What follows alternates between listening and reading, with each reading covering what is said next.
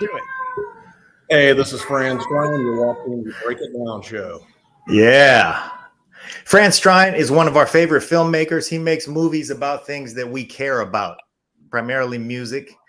And there's been one thing that we've been waiting on for a couple of years now that we're very excited about, and that is his newest film that features the life and times of my favorite guitar player, one Ray Parker Jr., who has just joined us. Ray, how are you doing? I'm doing great, and I've been waiting on this film more anxiously than all of the above. All right. Well, then I'm going to ask you something before I ask Fran, because just by way of an intro for our viewers, most of whom know exactly who you are, but just to recap your career, many people know you as the guy who wrote the Ghostbusters theme. We know you as the guy who did that long after you retired from a rather illustrious career that started when you were a teenager in Detroit. You played with names like, oh man, Stevie Wonder, The Temptations, Herbie Hancock. We don't need to go any further than that, but just because we want to, we'll say Shaka Khan. And that was before you started your band Radio. And like I said, you come in a lineage of guitar players that I really treasure. To start at maybe Wes Montgomery and go all the way through guys like Charlie Singleton and Ernie Isley, and right on up to you, and rhythm players who really have something to say that adds texture to music. All of that, and you have been in the music business on your own terms for many, many years now. So my question to you is, why is now the time to tell the Ray Parker story? Because Fran said it was now. Hey, somebody should have done it 20 years ago, right?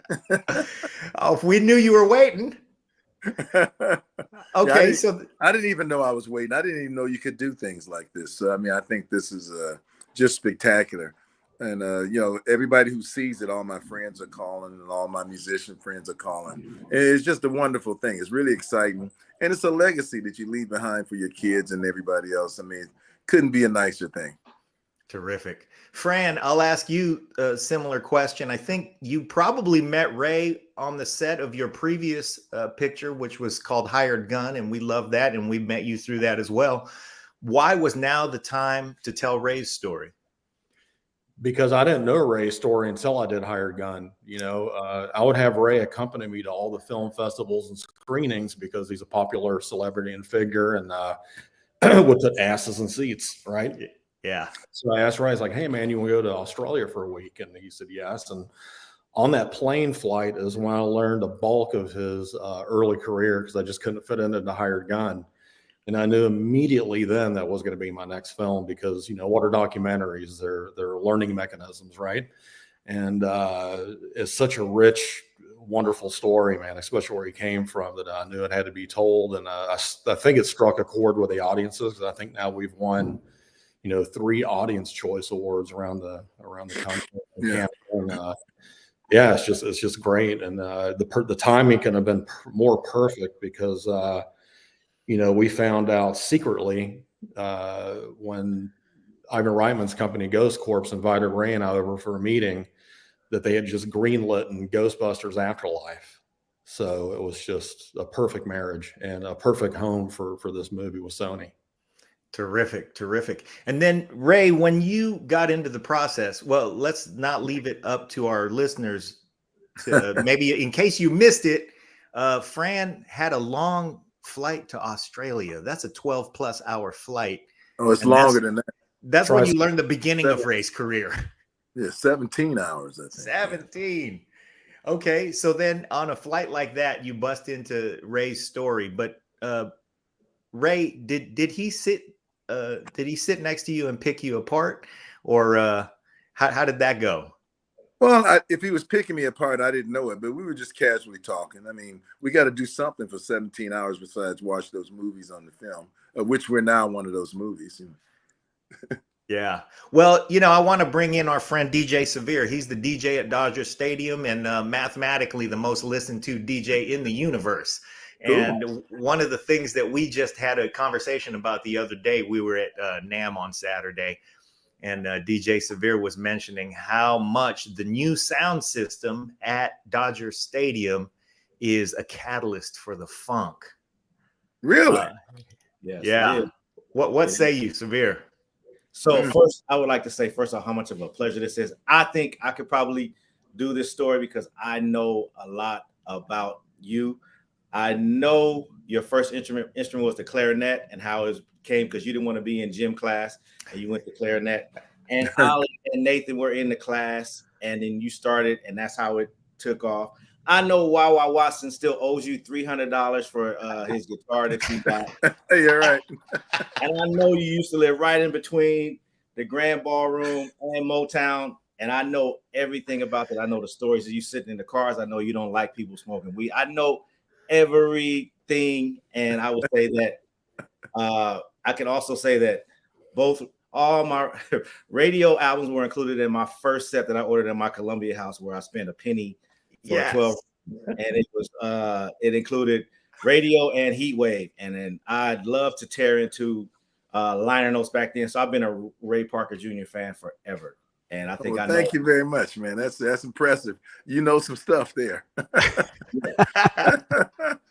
I know, and I know you start growing up and the clarinet got to, and you got into the guitar. So I know everything. Yeah. I'm a big fan. Well, from the beginning, we said, when we met Fran, he was doing some press for Hired Gun at the time. But one of the things that we walked away from that meeting, we hit it off, and we appreciated his movie quite a bit. Doug Marcos in the comments says, "I love Ray, and you can't change that. You could try if you want to." Right. But when we talked to Fran, we talked about the movie. We did our episode with him, and when we hit the stop button, one of the things that we talked about was, "Hey, man, we really love Ray Parker, and we really get him. We know what he's up to. We know he's so much more than the Ghostbusters guy. Help us do this right here that we're doing right now." Yeah. And we knew from the beginning that we were just going to wrap you in love and appreciation. So that's not even a question. But my question, though, that I'll launch from there is that when you started telling this movie, telling the story in this movie, how much of this film is actually about Ghostbusters and the song and the theme and how much you changed movie music? It's only a little bit in there about Ghostbusters. I mean, we harp on that, but I think the film is more about the history of, And so, I mean, it's obviously Ghostbusters. We named it Who You Gonna Call, which I thought was a great idea. That gets everybody's attention right quick, Yeah. Fran, as you started to let this story unfold, I mean, as a documentarian, did you have an objective, or do you just point the camera at it and let it blossom? Well, I knew right away that I had to tell the story because there's so much more to Ray than just Ghostbusters. That song defines him the least, probably. Yeah. But in documentary filmmaking, you go after the story you hope that's going to wind up on screen, right? And the story develops in the edit bay. And once you're in the edit bay, you break apart some other stuff. Like I did not know that Ray played guitar on A Lovely Day with Bill Withers until Bill Withers came to Ray's house one day and just knocked on the door, and I opened up the door and there was Bill Withers standing in front of me. What are you doing here?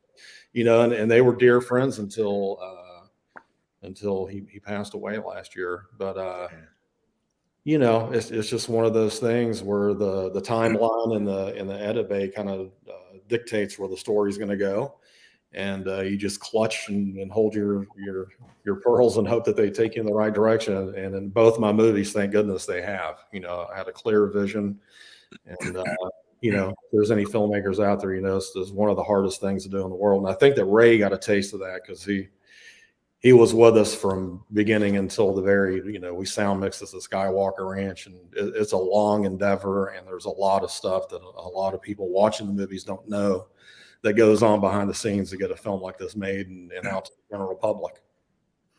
Yeah. What were some of the gems you discovered about Ray or surrounding Ray? I mean, you point out Bill Withers, and also, by the way, I will get in trouble if I don't acknowledge that Lovely Day is my wife's favorite song. And every time we hear that, dun, dun, dun, dun, we go, and it just melts our hearts every day. So I have to say that. But what were some of the gems that you uncovered, Fran? Man, hearing Stevie Wonder right in front of me 3 feet away talk about Ray's guitar playing and how he and Ray almost were on the same wavelength sonically when it was coming down to write some of these songs together Yeah. was really cool to hear, because you think Stevie Wonder doesn't need any help or would take any suggestions, but he sure did for Ray, and he acknowledged it. And some of the stuff they did with Barry White was really interesting. I had no idea, you know. Yeah. Barry White did not allow outside songwriters except for Ray Parker Jr. And the same thing with Herbie Hancock. Like, who would have thought that anybody would help write a song with Herbie Hancock? Yeah. Right. So You just named 3 people who don't need any help. Right. Yeah, But they exactly. sought help. not at all. But I learned that quick. And that was, to me, that was fascinating. So it's all in the movie. And we licensed from Stevie Wonder. Once we got his interview done, I gave the task to my music supervisor, who's Julie Houlihan, to go clear Stevie Wonder music, which was no small feat, because he doesn't just clear music for anybody. Mhm. And she cleared Superstition. Wow. And then when we interviewed Stevie, he starts talking about how Ray came in and literally wrote the guitar part for Maybe Your Baby. Mm. I went back to her and I was like, guess what? You have to go back and license more music from Stevie and do another ass. But he was so cool. He said yes to everything, and was just a pleasure to work with, And then the second thing is when Ray played with Stevie and the Rolling Stones in '72, there's some 8mm video footage that has never been seen by anybody before. And our artist, presented it to me. I'm like, and there's Ray with his big afro, with his Gibson, I think it's an E35 or something. And, 335. 335. 335, yeah. And there he is on stage with Keith Richards and Mick Jagger. And I'm like, I have to have this. And they're like, good luck, you're never going to get this footage. So I threw an obscene amount of money out there. I was like, tell them we'll give them this much for just 15 seconds. And a couple of days later, they came back and they're like, well, they said they want to accept that amount, but they'll accept this amount, which was a fraction of what I offered. And they said it was all because of Ray's relationship with Mick and Keith, that they just had such a great time with him. So it pays off to be a good guy sometimes. Ray, it seems to me, we have, the sentence that's about to come out of my mouth. We have some mutual friends, and actually, Pete and I have met you before. And you can't find a guy who has more people who say nice things. In fact, you can't find anybody who would say an unkind thing about Ray Parker Jr. And it seems like you've made a life out of making music and allowing people to say yes to you about things. So being that you've been charmed that way, was there anything that you discovered in this filmmaking process that you thought, man, I didn't even know that about myself? Yes. It's amazing when you hear, first of all, I know all the people in the film and I know them well. But when you hear them talking about you off camera or saying what their version of you is, that's quite different from what you think it is, and some of it's very heartwarming. I mean, it's very touching and very moving. And the idea that they would participate and spend their time, because they're not making money, it's not a money maker for them, is just an amazing thing. And it's very heartwarming and it's heartfelt. It takes the relationship to a new level. That's fantastic. Yeah. I have to ask DJ Severe, and I'm just passing the mic around and I'm having a good time with this, but Severe, what's your favorite Ray Parker part to play at Dodger Stadium to get the crowd going? I use it as bump, but it's for those who like the groove. Yeah. That's my. Yeah.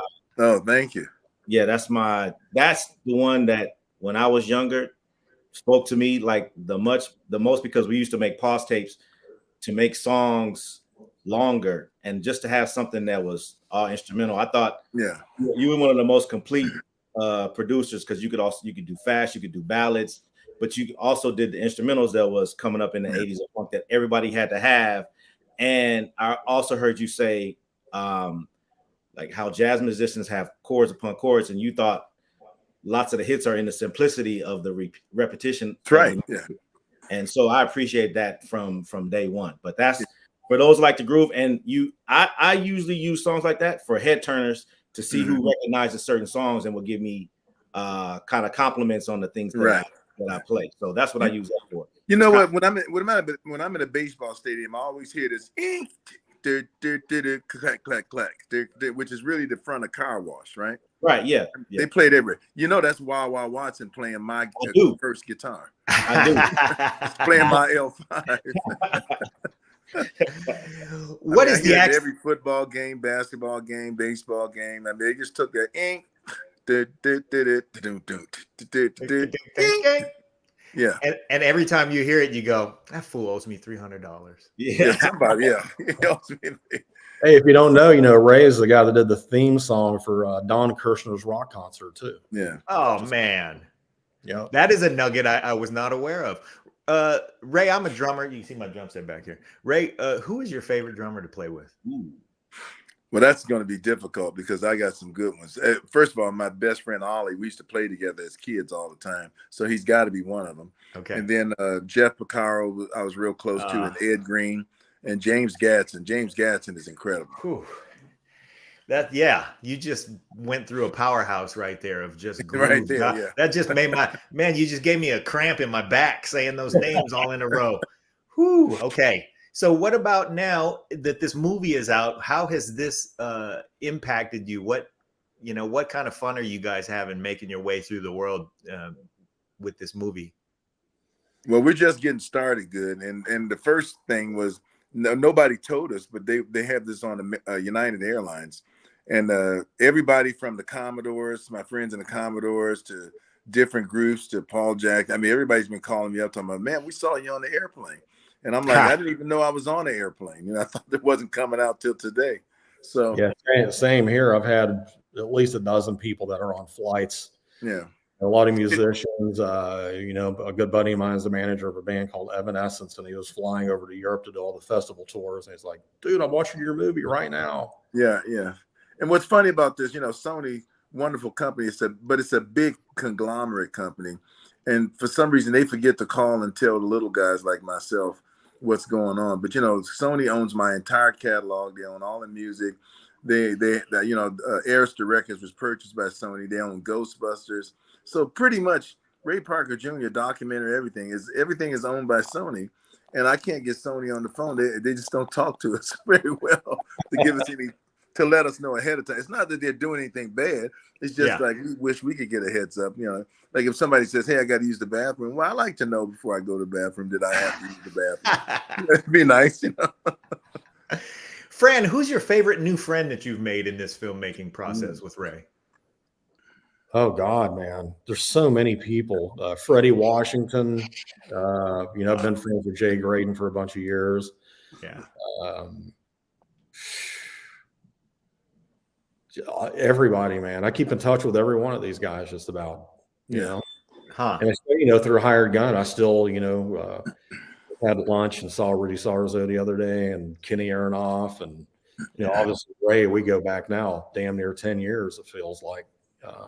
You've known these people for a while now. Yeah, and especially, some of the fondest people is probably Ray's family, man. I love his children, and his wife is fantastic and just wonderful. Here go people talking about you again, Ray. Yeah. Like in the third person while you're in the room. And don't forget, Fran has seen the good and the bad parts. Days I went crazy, and the other stuff. We said that guy dang Ray's annoying the hell out of me today, but okay, Well, when we met Fran, he hadn't yet moved out here completely. Yeah. And he was pretty much staying at your house. So you guys have really gotten to know each other. Well, he was trying to figure out how to get a flight down and then schedule when he got the flight here, and I'm in town at the same time. I said, that ain't gonna work. And guess what? I'm not moving to San Francisco, so there we go. He talked. That's right. You were up here in Marin. I'm up here as well. So that's right. We were neighbors for a little while there. Yeah. So, but what's interesting is these projects. You're so close doing these projects, and everybody's got their ideas. So the good stuff comes out, the bad, the friction comes out. But if you really respect who's doing what they're doing for you, at some point, somebody has to give and shut up and let the other guy do it. And I'm going to go back to my production skills with that. I remember on a lot of big records I would do, they would hire me to do it. Then they tell me how to do it. I'd be like, what'd you hire me for? If you want to tell me how to do it, shut up and let me do it. So, there comes a point in your life where you got to put your own foot back in your mouth. And since you said that, it was time for me to shut up and trust that he's doing it. Then you say, well, yeah, but he ain't been around as long as I have. But it doesn't really matter. It's like, did you decide that this guy was going to make your film? And if you did, shut up and let the other guy make the film.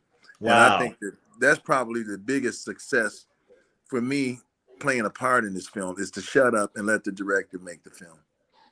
Fran? That's true. Yeah, Ray stayed out of my way completely. Like this was the easiest thing I've ever done.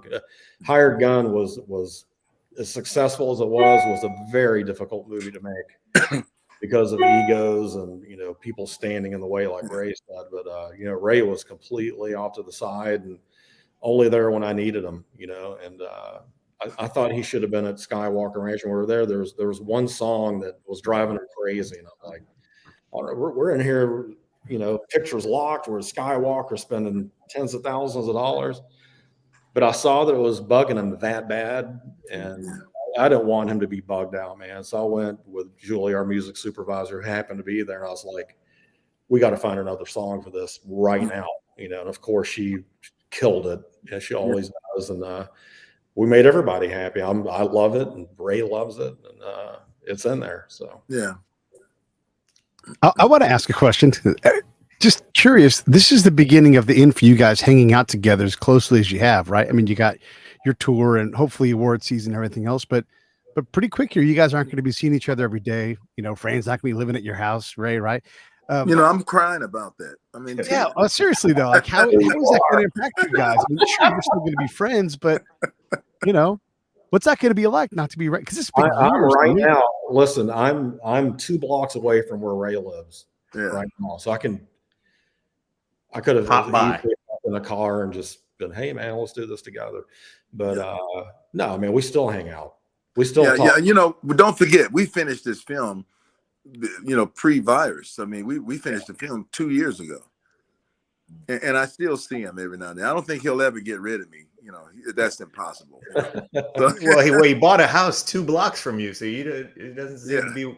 He doesn't seem to want to be gotten rid of.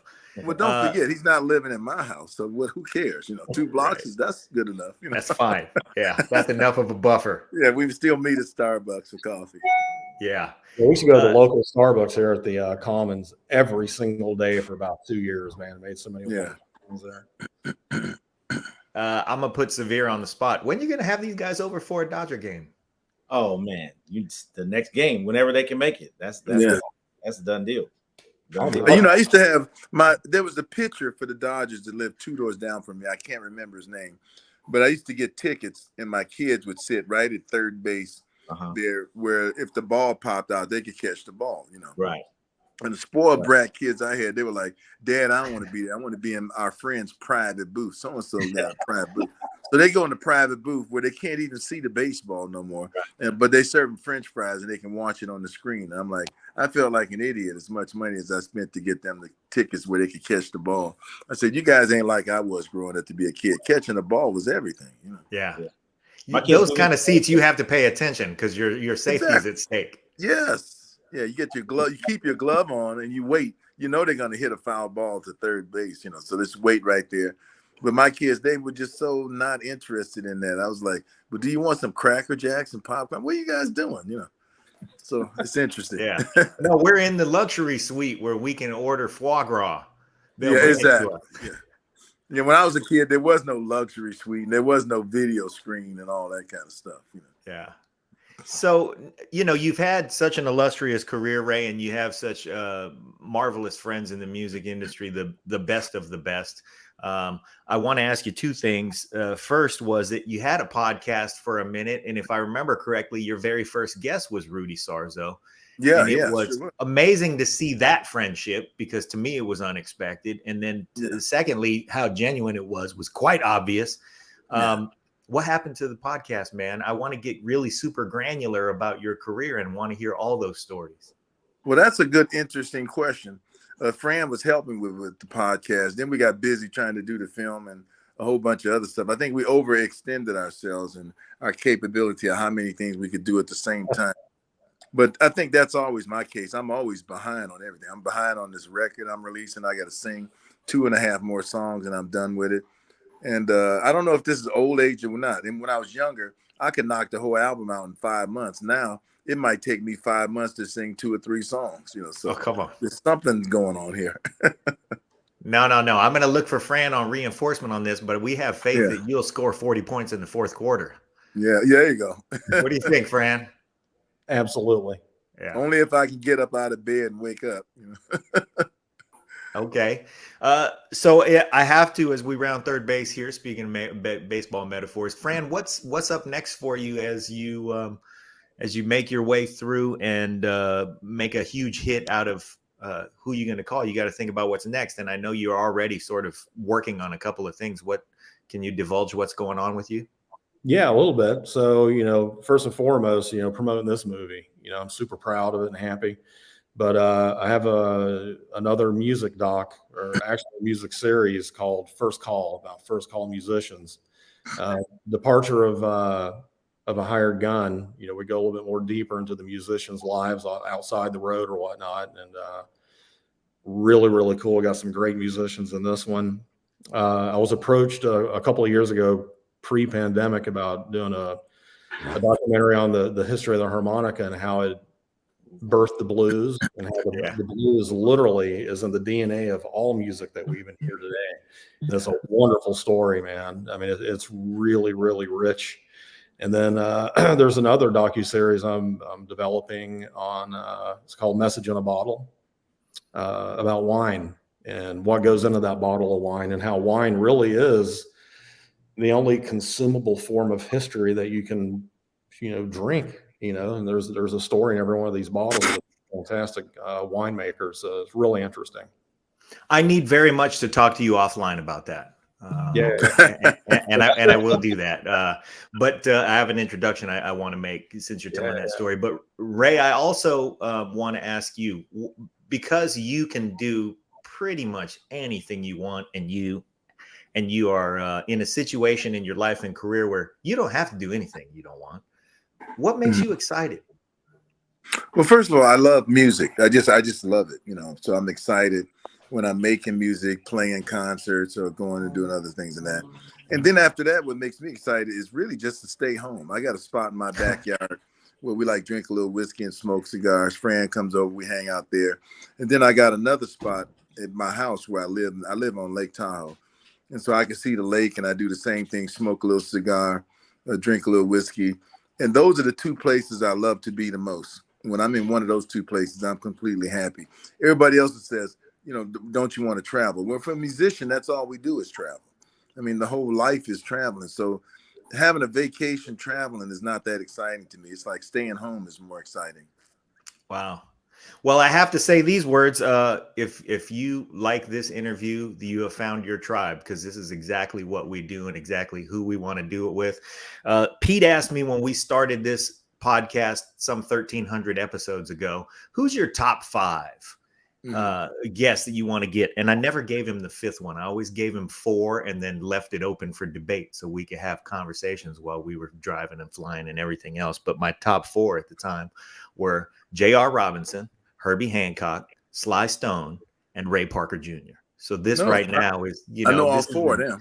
I know this is a dream come true for me. And I know that, and then just to get back to Fran's thing about the harmonica, just the other day, Pete lined this up, but he's always lining me up with things. And just the other day, he said, "Hey, do you want to meet Lee Oscar?" And I was like, "Come on, man. That's one of my childhood heroes." So we had fun with Lee Oscar. And then, but I need to say that the movie is called Who You Gonna Call? We're super excited about it. We're really looking forward to seeing it. It's out. If you're on a plane flying internationally on United, you get to watch it. But it's out on what else is it out on? Where else can we watch it?